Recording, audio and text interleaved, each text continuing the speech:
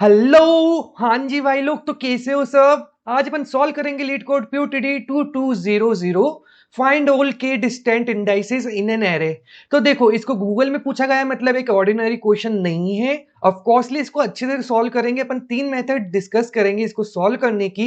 तो देखो, क्वेश्चन को सबसे अच्छे से समझेंगे सबसे पहले, क्योंकि मेरे को क्वेश्चन पढ़ने में ही सबसे ज्यादा टाइम लगा था। 2 से 3 मिनट क्वेश्चन समझने में लगा था कि एक्चुअली में क्या देके रखा है। फिर मैंने क्वेश्चन को अलग अलग पार्ट में कर दिया ताकि आप लोगों को बहुत अच्छे से इजीली समझ में आ जाए। तो देखो, you are given a zero index integer array nums and two integer k and k. Okay, तो अपन को एक एरे देके रखा है नम्स, जिसके अंदर अलग अलग एलिमेंट्स होने वाले हैं। ठीक है, वो 0 से लेके 4 तक के एलिमेंट होंगे। डन। फिर अपन को बोला है के इक्वल टू 2। ठीक है, कुछ भी हो सकता है के, और एक की हो सकती है। इन सब एलिमेंट में से कोई भी एक की हो जाएगी। डन, इतना पार्ट समझ में आ गया। Second, a k distant index is an index I of nums for which there is exist at least one index j such that I minus j is lesser than equal to k and nums of j equal to key। क्या बोला है, ध्यान से सुनना। देखो, सीधे सीधा ये बोल रहे हैं कि अपने पास इस पूरे एरे में दो यूनिक इंडेक्स ऐसे होंगे। ठीक है, आप दो इंडेक्स अलग अलग चूज करो। ठीक है, वो दोनों इंडेक्स क्या प्रॉपर्टी फॉलो करना चाहिए कि जो जे है ना, जे इंडेक्स आप जो भी चुनोगे, जे इंडेक्स वो होना चाहिए अपना की। ओके। फिर सेकेंड चीज, जो i माइनस जे के बीच का एब्सोल्यूट डिफरेंस है वो लेसर देन इक्वल टू होना चाहिए के। ठीक है, बहुत इजी देके रखा है, बहुत इजी देके रखा है। डन। तो यही चीज ने इस लाइन में बोली है, और ये दोनों प्रॉपर्टी जो फॉलो करेंगे ना, वो अपने के डिस्टेंट इंडेक्स हो जाएंगे। ठीक है, ठीक है। अब अपन आगे बढ़े। फिर उसके बाद उन्होंने बोला तीसरी चीज, return a list of all K indices sorted in increasing order. Okay, तो फिर अपन को बोला है कि ऐसे के डिस्टेंट इंडाइसेस अपन को रिटर्न करना है। ठीक है, और अपन को रिटर्न इसे नॉर्मल नहीं करना, वो इंक्रीजिंग ऑर्डर में होना चाहिए। इसका मतलब है कि वो यहां से चाह रहे हैं कि अपन जो इंडेक्स है वो कॉन्टिन्यूसली कुछ प्रोसेस करे, जो कॉन्टिन्यूस इंडेक्स को स्टोर करे। ठीक है, तो सबसे पहले अपन डिस्कस करेंगे इसकी ब्रूट अप्रोच।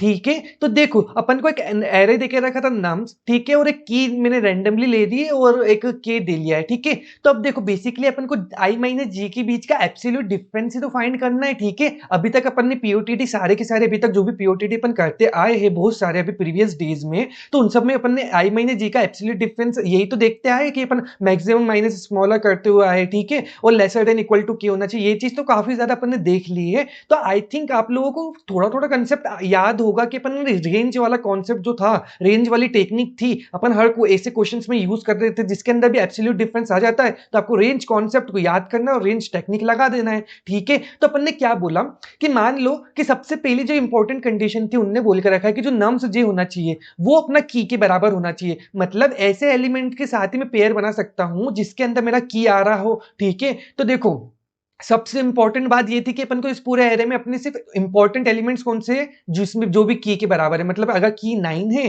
तो अपने ये दोनों सबसे इंपॉर्टेंट एलिमेंट है। अगर की मेरी 3 होती तो की ये 3 और 3 मेरे इंपॉर्टेंट एलिमेंट होते। ठीक है, ये बात सबसे इंपॉर्टेंट थी। अगर ये वाली बात अपन ने समझ ली तो अपन इसके सेकंड स्टेप पे जाएंगे। क्या सेकंड स्टेप है कि सबसे पहले अपन स्टार्ट करेंगे ट्रेवर्स करना इसके मैक्सिमम की एलिमेंट से। ठीक है, देखो, तो अपन ने की एलिमेंट पहले पे गए, अपन ट्रेवर्स करते गए, ट्रेवर्स करते गए, जैसे की एलिमेंट मिला उस जगह पे अपन को कुछ ना कुछ अपना लॉजिक लगाना है। ओके, कैसा लॉजिक लगाना है वो चीज समझते, ध्यान से देखना। अपन ने बोला कि जो करंट एलिमेंट है उसका एब्सोल्यूट डिफरेंस कब तक के से कम रहेगा। तो अपन ने क्या बोला, जो करंट एलिमेंट आई है उसके लेफ्ट रेंज कैलकुलेट कर लो, राइट रेंज कैलकुलेट कर लो, है ना। मतलब उतने उतने पार्ट में उन दोनों को, मतलब आप किसी के साथ भी इंडेक्स का डिफरेंस लोगे उतने पार्ट के अंदर, तो जो डिफरेंस है वो हमेशा लेसर देन इक्वल टू के रहेगा। यही तो अपन अभी तक देखते हुए आए हैं। ठीक है, अगर इसको मैथमेटिकल प्रूफ करना है ना तो 2 मिनट को मैथमेटिकल प्रूफ भी बता देता हूं। देखो, अपन ने बोला था कि मॉड्यूलस प्रॉपर्टी क्या होती है, जब अपन ने मोड की प्रॉपर्टी पढ़ी 10 12 11 में आपने पढ़ी होगी जेई के टाइम पे, तो क्या होती है, यही होती है ना, minus x comma x is lesser than equal to 0, और एक्स मिलता है पॉजिटिव एक्स जब एक्स ग्रेटर देन 0 रहता है। ठीक है, तो अपन ने क्या बोला, जब अपन को क्या देख रखा था condition, i minus j is lesser than equal to के रहना चाहिए। ठीक है, तो अपन ने बोला मैक्सिमम डिफरेंस क्या होगा, आई माइनस जे का मैक्सिमम डिफरेंस क्या हो सकता है, तो के बराबर हो सकता है ना, एटमेक्स के बराबर हो सकता है। ठीक है, तो मैंने ये वाली लाइन लिख दी यहां से। ओके, अब मैंने बोला मॉड को मैंने हटाया, तो हो सकता है आई माइनस जे की वैल्यू पॉजिटिव रहे, तो पॉजिटिव रहेगी तो अपन ने as it is I minus J लिखा। अगर नेगेटिव रहेगी तो ऑफकोर्स देखो, आई माइनस जे के आगे नेगेटिव लग जाएगा, और नेगेटिव का अंतर मल्टीप्लाई होगा तो क्या मिलेगा आपको, जे माइनस आई। ठीक है, तो उससे आपको क्या रेंज मिली, देखो, उससे आपको मिली लेफ्ट रेंज और फिर आपको मिली राइट रेंज। ठीक है, तो ये कंसेप्ट जो था इसमें यूज हुआ। ठीक है, और ये कॉन्सेप्ट अगर अपन नॉर्मली, अगर आपको इससे नहीं देखना हो तो आप नॉर्मल भी देख सकते हो कि करंट इंडेक्स में इस पे हूं और मैं इससे कितना पीछे जाऊं और इससे कितना आगे जाऊं कि मेरा जो एब्सोल्यूट डिफरेंस है वो कम रहे। तो ऑफकोर्स लेफ्ट रेंज के लिए अपन ने माइनस करा आई माइनस के, क्योंकि के अपन को एब्सोल्यूट डिफरेंस देके रखा था, तो आई माइनस के अपन यहां तक आ जाएंगे अगर के इक्वल टू 1 देके रखा है। और अगर के इक्वल टू 1 देके रखा तो राइट रेंज क्या होगी, यहां तक हो जाएगी, मतलब करंट इंडेक्स उसका नेक्स्ट वाले तक। ओके, तो वैसे ही देखो, तो राइट रेंज अपन ने आ गई आई प्लस के, लेफ्ट रेंज आ गई अपनी आई माइनस के। ठीक है, यहां तक समझ में आया। अब देखो, हो सकता है कि अपना, अगर देखो मान लो कि अगर अपना के इक्वल टू 3 दे देते, अगर के इक्वल टू 3 देते तो देखो अगर अपन 2 माइनस 3 करते तो मेरी लेफ्ट रेंज जो है वो क्या आती, आपके हिसाब से -1 आती। ओके, लेकिन -1 यहां पे तो कोई इंडेक्स है ही नहीं। ओके, तो अगर -1 कोई इंडेक्स है नहीं तो अपन जा नहीं सकते, मतलब जीरो के पहले नहीं जा सकते। तो अपनी रेंज जो लेफ्ट रेंज की अपडेटेड कंडीशन है ना, वो क्या हो सकती है, देखो ध्यान से देखो, 0 से लेके आई माइनस के होगी। ठीक है, अपन ये सेम बार बार यूज करेंगे, इसलिए बहुत इंपॉर्टेंटली समझ लो ध्यान से।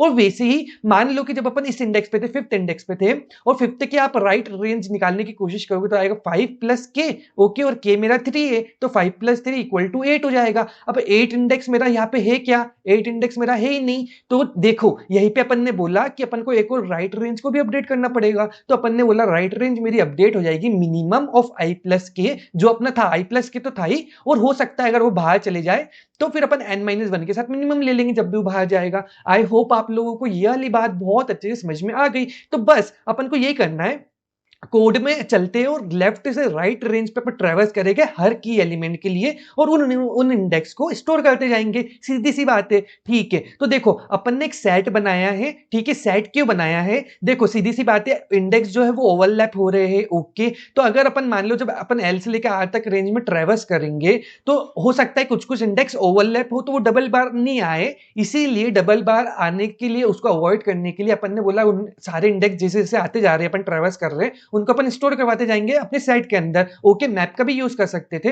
फिर जो इंडेक्स अगर पहले ही आ चुके हैं, ठीक है, तो फिर उनको अपन ऐड नहीं करेंगे अपने आंसर के अंदर। सीधी सी बात है, बहुत सिंपल। फिर अपन ने बोला कि अपन सारे के सारे एलिमेंट्स के ऊपर ट्रैवर्स करिए, ठीक है, जो भी अपन को वेक्टर देके रखा था।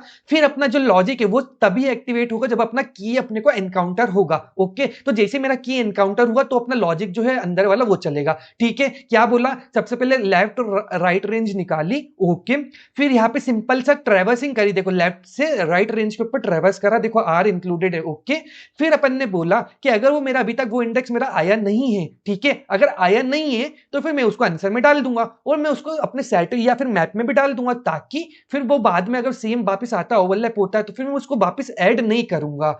ओके, आई होप ये वाला कोड जो था अपना T big of n square में था। ठीक है, इसकी time complexity big of n square की है और जो स्पेस कॉम्प्लेक्सिटी वो बिग ऑफ एन की, क्योंकि इसकी वजह से। ओके, देखो आंसर तो अपन को रिटर्न करना था, तो आंसर के स्पेस कॉम्प्लेक्सिटी नहीं गिनते अगर अपन उसी को रिटर्न कर रहे तो। ठीक है, लीड कोड के ऊपर, और अगर बेसिकली जो अगर वो डिमांड कर रहे हो उस चीज में तो ठीक है। फिर अपन आगे गए। अब देखो इसी के बाद मेरे को क्या आइडिया आया, सीधी सी बात थी कि ऑप्टिमाइजिंग इसको करना था मेरे को ऊपर वाले कोड को, तो मैं क्या करता। मेरा सबसे मेजर कंसर्न या फिर मेजर जो मेरी दुविधा थी वो ये थी कि जो मैं ओवरलैपिंग वाले एलिमेंट्स थे ना, मैं उनके ऊपर बार बार ट्रेवर्स कर रहा था और उस कारण से मेरे को मैप या फिर सेट का भी यूज करना पड़ रहा था। तो क्या मैं ऐसा कुछ कर सकता हूं, क्या मैं ऐसा कुछ कर सकता हूं कि जो ओवरलैपिंग वाली कंडीशंस थी ना उनको अवॉइड कर दूं, मतलब जो जो पहले से मेरे एलिमेंट आ चुके हैं, जो पहले से जिनके ऊपर ट्रैवर्स हो चुका है। जैसे इस केस में मान लेते हैं कि अपन को एक एरे देके रखा था, ठीक है, और k इक्वल टू 2 देके रखा था, तो k इक्वल टू 2 में आप, और की मेरी 9 देके रखी थी, तो अपने रेंज निकाली, तो 2 से लेके यहाँ पे 0 तक लेफ्ट रेंज आएगी और इसकी आएगी 4 तक। ओके, तो ये वाली रेंज आ गई अपनी, देखो ये वाली, फिर ये वाली 9 की निकालोगे तो आप ये वाली पूरी रेंज आ जाएगी। ओके, तो ये वाला जो पार्ट है वो ओवरलैप हो रहा है। ओके, तो एक बार अपन ने ट्रैवर्स कर लिया, इसके ऊपर वापस से ट्रैवर्स करने की जरूरत है क्या कभी भी? नहीं है, ऑफ कोर्स नहीं है। तो मैंने क्या सोचा, बस इसी से मेरे को आइडिया आया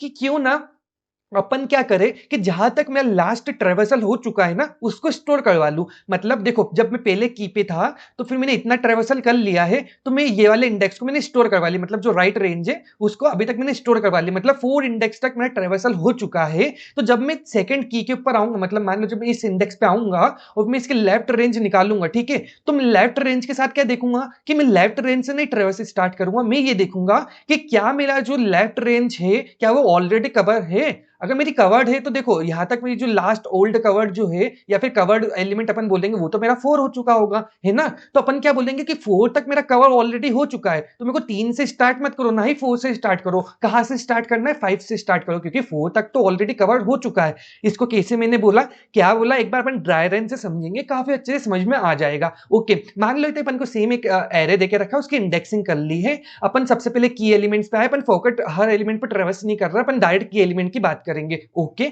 तो आई इक्वल टू 2 इस जगह पे उसके लेफ्ट और राइट रेंज मैंने कैलकुलेट करी, ठीक है, सेम फॉर्मूला लगाया, तो 0 से लेके 4 तक मेरी रेंज आ गई। मैंने पूरी की पूरी सेम लूप लगाई और इन सब एलिमेंट को स्टोर करवा लिया, ठीक है। जो ऊपर अपन ने करा था ना, सेम करा वही काम, बस उसी में अपन थोड़ा और अपडेट करेंगे ताकि अपन बार बार ट्रेवर्स नहीं करना पड़े। ओके, अब देखो क्या हुआ कि अपन ने जो कवर्ड एलिमेंट कहा था, कहा गया 4 इंडेक्स तक मेरे कवर्ड एलिमेंट हो चुके हैं, ठीक है। जो भी मतलब राइट रेंज आई थी ना, मैंने उसको स्टोर करवा लिया, डन। अब यहां तक समझ में आ गया। तो मेरे करंट आंसर कौन कौन सा मेरे स्टोर हो गए होंगे ट्रेवर्स करने का, 0 1 2 3 4। ओके, देखो 0 से लेके 4 तक, मतलब लेफ्ट रेंज से लेके राइट रेंज तक मैंने कवर कर लिए, डन। फिर मैं आगे गया, अब मैं आगे गया तो मैंने इनकाउंटर करा सेकंड की एलिमेंट। अब सेकंड की एलिमेंट जैसे ही आया, अब ध्यान से सुनना क्या हुआ, तो मैंने रेंज कैलकुलेट करी, क्या ही 5 - 2 3, ठीक है। मतलब ये बोल रहा है कि यहां से लेके यहां तक पे ट्रेवर्स करो, वापस से 3 से लेके 6 तक के ऊपर जाओ और सबको मार्क करते जाओ, डन। तो फिर अपन ने ध्यान से सुनना क्या हुआ, फिर अपन ने बोला कि जो मेरा ओल्ड कवर्ड था, ठीक है, ये तो मेरा 4 था, ठीक है। तो मेरा 4 था, इसका मतलब क्या है कि सीधी सी बात है कि मेरे को कहां से ट्रेवर्सल स्टार्ट करना है, जहां तक मेरा ट्रेवर्स हो चुका है अभी तक वो,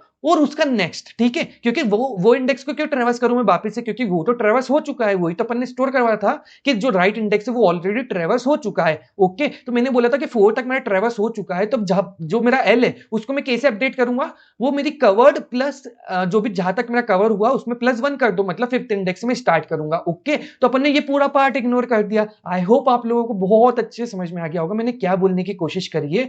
तो देखो ऐसा हो सकता है कि जो ओल्ड कवर्ड है, मतलब मान सकते हैं कि देखो 3 के अगर मान लेते अपना की जो था वो 3 था, है ना, एक सिंपल केस मान रहे, तो 3 के केस में अपना यहां तक कवर हो चुका होगा। ओके, तो जो ओल्ड कवर्ड है वो अपना 2 हुआ होगा, ध्यान से सुनना, ठीक है। तो ओल्ड कवर अपना यहां तक है, ठीक है। अब 3 अपने पास वापस आया यहाँ पे, रुक जाओ रुक जाओ, 3 पे मत देखो, मतलब अपन 3 1 ले लेते, ठीक है। तो देखो की अपन ने 3 ले ली, की इक्वल टू 3 और के इक्वल टू 1 ले लेते हैं, ठीक है। तो अगर अपन इस केस में देखें तो 3 अपना यहां तक कवर करेगा पहला, ठीक है। तो जो अपना ओल्ड कवर्ड है वो यहां पे आएगा, ठीक है, 3 के केस में अगर मेरी की 3 है। ओके, फिर अपन जब 3 वापस से अपन को मिला, तो देखो इस जगह पे अपनी न्यू रेंजेस आएगी, ओके, एल और आर रेंज, ठीक। अब अपन ने बोला जो ओल्ड कवर्ड था, अब अपन कुछ अपडेट करेंगे क्या, नहीं करेंगे, क्योंकि जो मेरा ओल्ड कवर्ड था वो तो मेरा 1 तक ही था, लेकिन जो मेरी न्यू एल की रेंज है ना, वो तो अपनी 3 से स्टार्ट हो रही है। तो इसी से मेरे को क्या समझ में आया, अपन को क्या लेना है, मैक्सिमम लेना है ओल्ड कवर्ड रेंज और लेफ्ट कवर्ड रेंज का मैक्सिमम लेना है एल के केस में, जब अपन एल को अपडेट करेंगे। ओके, ताकि अपन ऐसा नहीं हो कि ये वाला 2 इंडेक्स तो क्योंकि आ नहीं रहा था ना इस केस में,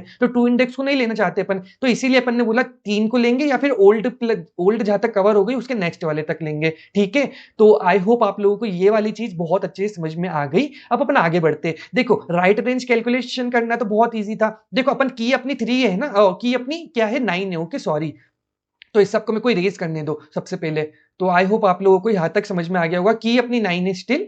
तो फिर अपनी यहां पे आए, अब देखो क्या हुआ, अपन ने राइट रेंज कैलकुलेट करी, तो राइट रेंज क्या है 5 + 2 है ना, 5 + के, तो क्या हो गई 7 हो गई। ओके, हो सकता था अगर 3 होता मेरा के तो 5 + 3 8 हो जाता, तो अपन मिनिमम किसके साथ लेते, 6 के साथ लेते। ओके, तो अपन ने यहाँ पे यही बोला है कि मिनिमम लेना है अपन को, जो भी अपनी राइट रेंज है ना उसके उसके -1 के साथ। 2 सेकंड देखो यहाँ पे, तो नम डॉट साइज -1, तो ध्यान से देखना यहाँ पे क्या हुआ कि अपन ने क्या लिया, minimum of num dot size -1, मतलब लास्ट इंडेक्स, और जो जहां तक वो बाहर जा सकता था उसका इंडेक्स, मतलब जो राइट रेंज थी उसके उन दोनों के बीच का मिनिमम। यही चीज तो अपन ने ऊपर भी ये सेम ही डिस्कस करी थी, बस यहाँ पे लिख के बता दिया प्रैक्टिकली। ओके, तो देखो अपना जो 5 + 2 आया तो 7 आया, तो 7 इंडेक्स तो पॉसिबल नहीं था, लेकिन 6 अपना मिनिमम पॉसिबल इंडेक्स था, तो अपन ने 6 को ले लिया। तो राइट रेंज मेरी कहां तक आ गई, 6 तक, और जो मेरी ओल्ड कवर्ड है वो मेरी किससे कवर हो जाएगी, 6 से हो जाएगी, ठीक है। ओल्ड कवर मेरा हो जाएगा 6। तो देखो बस यही सेम कोड अपन ने लिख दिया, क्या बोला अपन ने सबसे पहले ओल्ड कवर्ड क्या हुआ, मेरा अभी तक कोई भी ट्रेवर्स नहीं हुआ तो -1 पे सेट है, सिंपल सी बात है। फिर उसके बाद मैंने नॉर्मल ट्रेवर्सिंग मेरी करके रखी है। फिर जैसे ही मेरा नंबर्स जो था मेरा की के बराबर आया तो मैंने लॉजिक मेरा फॉलो करा। ओके, वो सेम एल मैंने कैलकुलेट करा, आर सेम कैलकुलेट करा। बस अब मैंने यहाँ पे एक नई कंडीशन लगा दी जिसके अंदर अपन क्या कर रहे हैं, अपडेट कर रहे हैं अपनी एल को। ओके, मैंने यही बोला था ना कि अपन को मैक्सिमम लेना एल रेंज का, और ओल्ड कवर जहां तक अपन ने कवर कर ली वो +1 तक का अपन ने मैक्सिमम लेके रखा है। आई होप यहां तक बिल्कुल ये सबसे इंपॉर्टेंट कंडीशन थी। इसी से अपन पूरी की पूरी ट्राइवर्सल जो था ना रिपीटेड वाला, उसको स्किप कर देंगे। ओके, स्किप कर देंगे। तो बहुत मजेदार तरीके से आप लोगों को यहां तक समझ में आ गया होगा। तो देखो फिर नेक्स्टली अपन ने क्या करा, सेम ट्राइवर्सल करा है। अब पहले अपन एल रेंज से आर रेंज के ऊपर ट्राइवर्स कर रहे थे, अब अपन अपडेटेड जो एल है उससे लेके आर रेंज के ऊपर ट्राइवर्स कर रहे हैं। जो अपन ने ऊपर कोड लिखा था सेम वही कोड है, बस थोड़ा सा कंडीशन में अपडेशन करा है अपन ने। ओके, फिर अपन ने क्या बोला लास्ट में कि जो भी अपनी ओल्ड कवर थी उसको अब फाइनली जहां तक अपन ने कवर कर लिया है, ये आर रेंज तक कवर कर लिया होगा, तो उससे अपन अपडेट कर दो। Okay, done. आई होप आप लोगों को यहां तक बिल्कुल क्लियर हो गया होगा। फिर उसके बाद इसकी टाइम कॉम्प्लेक्सिटी देखेंगे तो फिर अपन हर इंडेक्स को सिर्फ सिंगल वाली ट्रेवर्स कर रहे हैं, तो इसलिए इसकी कॉम्प्लेक्सिटी हो जाएगी big of n. Okay, actually में तो 2 × n होगी, लेकिन अपन देखे जाएंगे तो बिग ऑफ एन ही होगी, ठीक है, क्योंकि 2 × n एक्चुअली में तो अपना क्या होता है, एन ही होता है ना, ठीक है। और इसके स्पेस कॉम्प्लेक्सिटी क्या होगी, अब अपन ने मैप पूरा हटा दिया है तो स्पेस कॉम्प्लेक्सिटी मेरी हो जाएगी बिग ऑफ 1 की। आई होप यहां तक बिल्कुल सेट है आप लोग, और आप लोग बहुत अच्छे से कोड करना सीख गए होंगे। फिर अब अपन आते हैं इसकी अप्रोच 3 के ऊपर, पर इससे पहले मैं एक वार्निंग दे दूं, ये अप्रोच नेसेसरी नहीं थी आप लोगों को सीखना या फिर करना। जो करंट क्वेश्चन है वो अप्रोच 1 और अप्रोच 2 से काफी अच्छे से कवर हो चुका है, पर ये जो अप्रोच 3 है उस अप्रोच से मैंने इस क्वेश्चन को सॉल्व करा था, तो मैं चाह रहा था कि मैं भी आप लोगों को वो वाली अप्रोच सिखाऊं कि कैसे इस जनरे में सोच सकते थे। इसमें सीखने को तो मिलेगा, लेकिन स्टिल आप लोगों को अगर नहीं सीखना है तो आप लोग जा सकते हो, कोई इश्यू नहीं है। अच्छा, हमको सिखा रिया है। तो चलो अब अपन समझते हैं अपने अप्रोच 3 के ऊपर। तो अप्रोच 3 पे मैंने कुछ सोचा था, prefix sum for range updates, ठीक है, इंटरवल मार्किंग, ये इसका नाम है बेसिकली टॉपिक का, जो पढ़ना पड़ता है अपनी जो कॉम्पिटिटिव प्रोग्रामिंग करते हैं ना अपन, सीपी करते हैं, तो उसमें काफी ज्यादा ये वाली टेक्निक यूज होती है। तो जब मैंने इस क्वेश्चन को भी सॉल्व करा ना तो मैंने इसी से सॉल्व करा था, ठीक है। तो मेरे को अराउंड लगे थे 10 मिनट इसको सॉल्व करने में, क्योंकि क्वेश्चन पढ़ने में लगा था टाइम, और फिर उसके बाद उसमें कोई टेक्निक ढंग से मतलब देखना था कि कैसे फिट इन हो रही है। ओके, तो देखो अब मैं आपको ये वाली टेक्निक सिखाता हूँ क्या होती है। तो सबसे पहले देखो एल और आर रेंज का जो कंसेप्ट है ना वो तो बिल्कुल सेम रहने वाला है। क्या है, देखो अपन क्या करेंगे, इंटरवल को मार्क करेंगे, ठीक है। एल और आर जैसे अपन अभी तक कैलकुलेट करते आए हैं वैसे ही कैलकुलेट करेंगे, पर अब इस बार ऐसा होगा कि जो भी अपने इंटरवल्स है ना उनको मार्क करेंगे। मतलब कि देखो इंटरवल से मतलब अपन ने एक विजिटेड एरे बनाया, ठीक है, जो n+1 साइज का होगा पुराने से, ठीक है। अब ध्यान से सुनते जाना क्या हो रहा है यहाँ पे। अब अपन ने बोला अपने पास जैसे की एलिमेंट आया, ठीक है, अब अपन बोलेंगे कि की एलिमेंट का जो मिनिमम पार्ट होगा, मतलब जो मिनिमम रेंज होगी उसको अपन मार्क करेंगे +1 से, और जो उसकी राइट वाली रेंज होगी जहां पे वो इसका जो इंटरवल है ना वो खत्म होने वाला होगा, उसके नेक्स्ट इंडेक्स को मतलब मार्क करेंगे -1 से। क्या बोला उसको ध्यान से समझेंगे एग्जाम्पल पे। देखो अपने पास आई थी की = 9, ओके, के = 1 देके रखा, ध्यान से देखना क्या हुआ। अपन ने लेफ्ट और राइट रेंज कैलकुलेट करी, तो 2 - 1 1, 2 + 1 3, ओके। फिर अपन ने बोला, इसको मैंने क्या बोला था कि जो भी इंटरवल था, मतलब ये वाला पूरा इंटरवल मेरा होगा जो मतलब आंसर मेरा कंट्रीब्यूट कर रहा होगा आंसर के अंदर, ओके। तो मैंने बोला कि जो विजिटेड था उसमें मेरे 1 इंडेक्स के ऊपर +1 मार्क कर दो, मतलब यहां से मेरा एक आंसर चालू है, यहां से मेरा इंटरवल चालू हुआ है। ध्यान रखना, इंटरवल चालू हुआ है। अब अपना इंटरवल खत्म कहां पे हुआ है, क्या मेरा इंटरवल खत्म 3 पे हुआ है? नहीं, 3 मेरा इंक्लूडेड एलिमेंट है। तो एक्चुअली में मेरा इंटरवल कहां पे खत्म हुआ है, देखो मैं राइट रेंज निकालूंगा तो मेरा 3 तो इंक्लूडेड में आ रहा है ना। तो मेरा जो एक्सक्लूड है, एक्सक्लूड कहां पे आएगा, एक्सक्लूड आएगा 4 इंडेक्स पे। तो मैं मार्क करूंगा एल को, और जो राइट साइड पे मार्क करूं वो होगा r+1 को मैं मार्क करूंगा राइट साइड पे -1 से। बहुत इंपॉर्टेंट है, बहुत इंपॉर्टेंट है, ध्यान से सुना होगा तो आपको समझ में आ गया होगा। इंटरवल ऐसे ही मार्क करना ना अपन ने, अगर इन दोनों a, b को अगर इंक्लूड कर रहे हो आप, तो आपको कहां पे मार्क करना पड़ेगा, b+1 पे मार्क करना पड़ेगा, है ना, b+1 पे। अगर मान लो a, बी होता, मतलब बी को अगर आप इंक्लूड नहीं कर रहे हो तो फिर आप मार्क करते जो भी अपनी राइट रेंज थी उसके ऊपर, मतलब 3 के ऊपर। आई होप ये वाला पार्ट बहुत अच्छे से समझ में आ गया होगा। अब अपन नेक्स्ट की एलिमेंट अब अपन नेक्स्ट की एलिमेंट के ऊपर चलते, ध्यान से समझेंगे क्या हो रहा है। देखो तो नेक्स्ट की एलिमेंट आया अपना 5। ओके, तो 5 के लिए वापस से left and right range calculate करी, विच आई कि 4 एंड 6 आई, ठीक है, ये एंड ये आई। ओके, अब देखो अब क्या हो रहा है, ध्यान से सुनना। जो अपना पहले -1 था, ठीक है, अपन ने क्या बोला आपको 4 को क्या करना है, +1 करना, जो भी 4 पे इंडेक्स लिखा उस पर +1 करना, मतलब वो एक बार आ चुका है, वाली रेंज एक और बार आ चुकी है, ठीक है। तो अब देखो ध्यान से देखना क्या हो रहा है कि +1 यहाँ पे हुआ, -1 था पहले और यहाँ पे +1 हुआ, तो एक्चुअली में टोटल सम कितना हो गया, 0।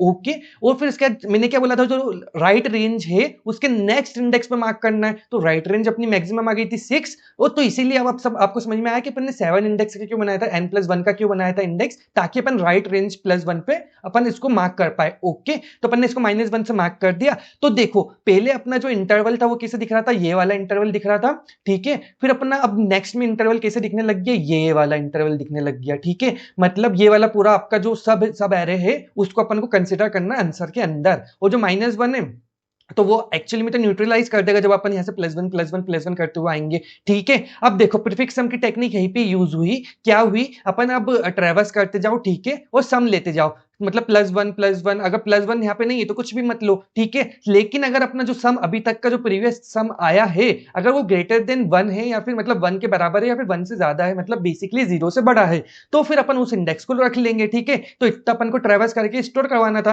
तो देखो सबसे पहले सम 0 होगा, फिर यहाँ पे सम अपना 1 हो जाएगा, फिर अपना यहाँ पे भी सम क्या रहेगा, 1 ही रहेगा। ओके, 1 ही रहेगा, ध्यान रखना प्रीफिक्स सम अपन जा रहे हैं। ओके, फिर यहाँ पे भी अपना सम 1 ही रहेगा, यहाँ पे भी 1 रहेगा, यहाँ पे भी 1 रहेगा, यहाँ पे भी 1 रहेगा, फिर यहाँ पे आके 0 हो जाएगा, ठीक है। तो यहाँ पे जैसे 0 हो गया तो इसको इंडेक्स को अपन को वैसे भी स्टोर नहीं करना था, अपन इस पूरे एरे को स्टोर करना था ना, ठीक है। तो इन पूरे इंडेक्सेस को स्टोर कर लेंगे। तो सेम जो अपन ने डिस्कस करा है ना, अपन उसी को लिखेंगे। क्या बोला, सबसे पहले अपने पास जैसे की एनकाउंटर हुई, अपन ने लेफ्ट और राइट रेंज को कैलकुलेट करा। कैसे कैलकुलेट करा, सेम स्ट्रक्चर अभी तक जो कैलकुलेट करते हुए आ रहे थे वैसे कैलकुलेट करा। अब इंटरवल मार्किंग का नया कंसेप्ट यहाँ पे यूज करा है, ठीक है। अपन ने एक विजिटेड मैट्रिक्स बना दी, ठीक है, और यहाँ पे मैंने क्या मार्क करके रखा, जो भी अपने पास एल की रेंज आ रही है और आर की रेंज आ रही है, ठीक है, तो अपन ने इंटरवल को मार्क कर दिया। ओके, देखो यहाँ पे +1 यूज हुआ आर रेंज के अंदर, ध्यान रखना। ओके, अब अपन ने क्या बोला, अपन सेम ट्रैवर्सिंग करी, पूरे के पूरे विजिटेड मैट्रिक्स के ऊपर ट्रैवर्सिंग करी। ओके, फिर अपन ने सम करते गए, ठीक है, प्रीफिक्स सम ऐसे ही लेते हैं ना, करंट का सम, फिर नेक्स्ट का सम, फिर नेक्स्ट का सम, फिर सबके सम लेते जाते हैं। ओके, तो अपन ने क्या बोला, अगर सम मेरा ग्रेटर देन 0 है, जो अपन ने ऊपर वाले केस में देखा था, अगर सम यहाँ पे ग्रेटर देन 0 था सब में, ओके, अपन सम यहाँ पे 1 हो जाएगा, फिर उसके बाद यहाँ पे हमेशा 1 1 1 ही रहने वाला है। ओके, ध्यान रखना, इसमें कंफ्यूज मत होना। फिर उसके बाद अपन यहाँ पे जाएंगे तो 0 होगा अपना जो प्रीफिक्स सम है, ठीक है। तो फिर जैसे 0 हुआ तो उस इंडेक्स को मत लो, बाकी जिसमें भी 0 से बड़े हैं, मतलब 1 है 2 है, उन सबको लेते जाओ, फिर लास्ट में अपना आंसर को रिटर्न कर दो। अब देखो आप बोलोगे कि ये टेक्निक तो मतलब प्रीवियस टेक्निक से वीक है थोड़ी सी, लेकिन ये ऐसा नहीं है, बहुत बहुत इंपॉर्टेंट, और थोड़ी सी अगर आप सीखोगे तो बहुत अच्छी टेक्निक है, काफी काम आएगी आपको हर जगह पे। अब कैसे, मान लेते हैं आपको इस क्वेश्चन में बोल के रखते कि अब आपको क्या करना है कि जो भी अपने कवर हुए, मतलब इसमें तो अपन को कवर्ड इंडेक्स देना थे, अब अपन को क्वेश्चन में ये बोलते कि जो भी इंडेक्स है वो कितनी बार ओवरलैप्ड हुआ है, मतलब कितनी बार किसी भी की एलिमेंट के द्वारा कवर हो चुका है, ठीक है। तो देखो अगर इस केस में अपन देखें, अगर के मेरा 2 होता, ठीक है, मान लो के मेरा 2 होता, तो जो मेरे ये दोनों इंडेक्स, ध्यान से देखना, ये दोनों इंडेक्स है, ये मेरे दो बार कवर हो चुके हैं। ओके, तो अब अगर आप प्रीफिक्स टेक्निक यूज करोगे ना, तो आपको सीधे सीधे इनके आंसर मिलेंगे दो इस जगह पे, यहाँ पे आपको 1 1 मिलेगा, यहाँ पे आपको 1 मिलेगा, यहाँ पे 1 मिलेगा, ठीक है, यहाँ पे भी 1 मिलेगा। लेकिन जब इन जगह पे आओगे तो आपको मिलेगा 2। कैसे मिलेगा 2, आप अब ये आपका होमवर्क है, यही तो आपको ट्राई करना है। अब मान लो जो सेम केस है इसको लिखो, के इक्वल टू 2 लो, और जो अपन ने ये जो अपन ने डिराइव करी ना, ये कंडीशन लिखो, वो सेम कंडीशन से आप प्रीफिक्स सम कैलकुलेट करने की कोशिश करना, तो आपको समझ में आएगा कि कैसे अपना जो आंसर है वो 2 आ रहे हैं, और अपना जो नया प्रीफिक्स वेक्टर है वो कैसे बन रहा है। तो अब ऐसे केस में अपनी जो बेस टाइम कॉम्प्लेक्सिटी हो जाएगी वो हो जाएगी TC of big of n, और स्पेस कॉम्प्लेक्सिटी हो जाएगी बिग ऑफ एन। लेकिन अगर आप ये वाली टेक्निक नहीं सीखते तो फिर आपके लिए जो मैंने अभी क्वेश्चन बोला वो करना बिल्कुल टफ हो जाता है एकदम से, क्योंकि ये मीडियम लेवल का क्वेश्चन हो जाता है अगर जो चीज मैंने बोली उससे करवाते ये क्वेश्चन को। तो टेक्निक काफी हाईफाई यूज कर ली इस क्वेश्चन को सॉल्व करने में, आई नो, पर काफी कुछ सीखने को तो मिला ही होगा 100%। तो देखो इस अप्रोच से भी अपन सबको बीट कर सकते हैं 100% को, कोई इशू नहीं है। तो आई होप आप लोगों को सारी की सारी चीज समझ में आ गई होगी, बहुत सी चीजें नई सीखने को मिली होगी। तो हाँ यार, आज के लिए इतना ही भाई लोग, मिलते हैं आप सबसे अगली वीडियो में, जब तक के लिए बाय बाय।